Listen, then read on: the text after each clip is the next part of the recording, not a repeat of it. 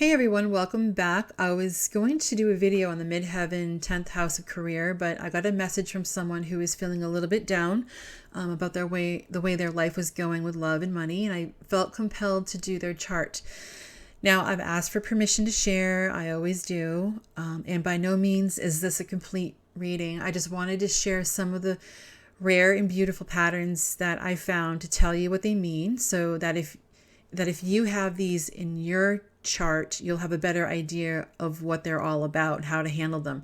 There's a Grand Cross that we'll be talking about, as well as a T-Square, and they're both really important.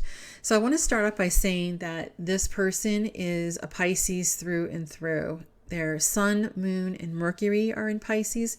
Sun is the ego, the Moon is the emotional body, and Mercury represents how this person communicates and thinks. And they're all here in the 9th house, which is where your philosophy lives. This is a lot of water. It's a lot of emotions, empathy, dreaming, and this person might be in their head quite a bit. This person also just had their first Saturn return not too long ago, so they're still pretty young. And now, literally at the time of this recording, Saturn is entering back into the sign of Pisces, where it's going to stay for the next 2.5 years. So this is going to have a pretty big effect on this person. Saturn's always been known as a disciplinarian, but I just want you to change your perspective a little bit and look at it differently. Look at Saturn more of like a goal-oriented coach or a teacher. It's a coach that's been sent in to guide you with some tough love. This person has a placement at 15 degrees Aquarius, and whenever you see a 15-degree placement in a fixed sign, meaning Aquarius, Leo, Taurus, Scorpio, this means that you are the go-to person amongst your friends and family, and this is one of your soul contracts if you have this placement. And Saturn is asking this person to create better boundaries when it comes to helping others. You can't save the world. You can be a good listener. You can be there for people, but you can't get too involved with people's troubles because your energy needs to be protected. This person also has a Saturn connection when it comes to intimate and close relationships as well. In the 7th house of marriage, contracts, and relationships, they've got Uranus and Neptune conjunct in the sign of Capricorn, which is ruled by Saturn. Now, the rogue energy, it can be really selfish, and Neptune is so dreamy and fantasy driven. It's got high expectations and it can be really unrealistic. They both hate being in Capricorn because Capricorn and its ruler Saturn are constantly butting heads with them and telling them to behave, and they don't want to. So this person may bolt in a relationship if things aren't going their way, or they may be attracting a person who bolts. So does this mean that they're doomed in the relationship department? No. Because if they're practical, if they are realistic about things, if they create healthy boundaries, then Saturn's going to reward that, and just be patient. In this chart, there's a lot of water energy going on and not much earth energy. Earth energy is very grounding. This needs to be balanced out. Your elements need to be balanced because we've got fire, we've got earth, water, and air placements. And you need to take a look at it and kind of, recalibrate a little bit. I want you to focus on being grounded. So look up practices to strengthen your root chakra. Go outside in nature. Be barefoot in nature. Do some yoga.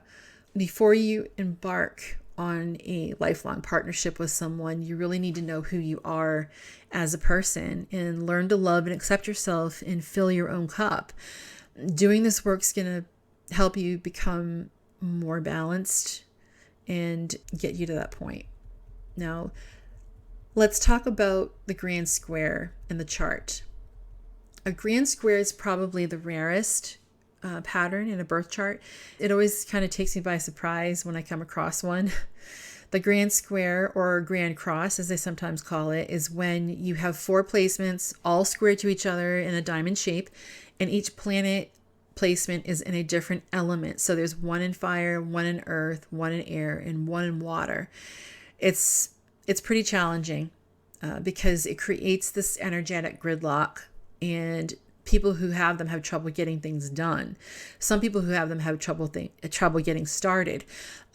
So this grand square is in a cardinal cross, meaning that all placements are in a cardinal sign. So this person is possibly a really good starter. They have trouble getting things done.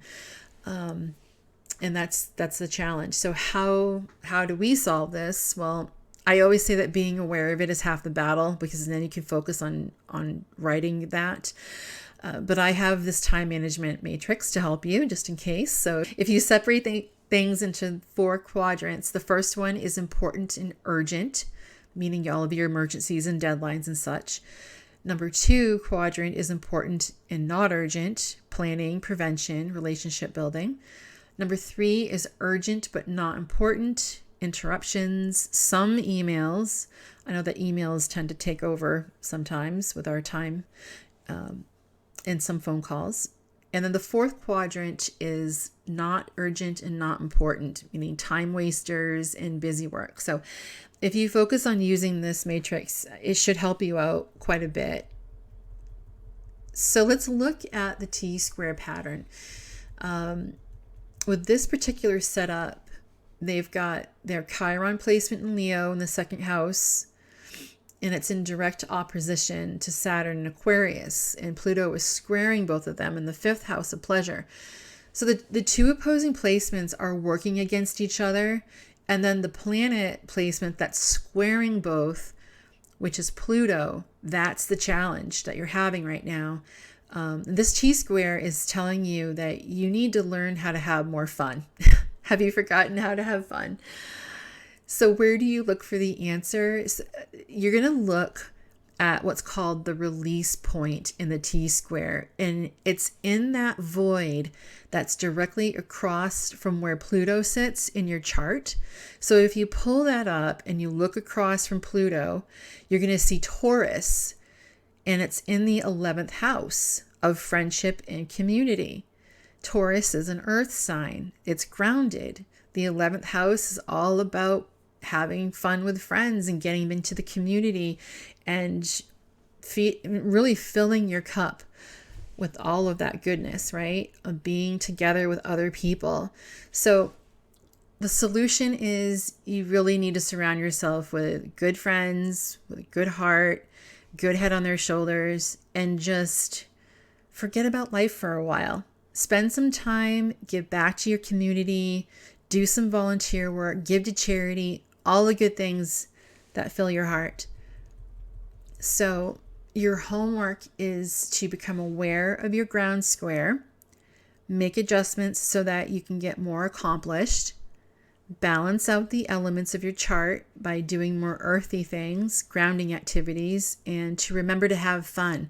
So if you do those things, then magic's going to start happening in your life, and you're going to start manifesting everything that you want and desire, okay? All right. Much love to you, and I'll talk to you soon.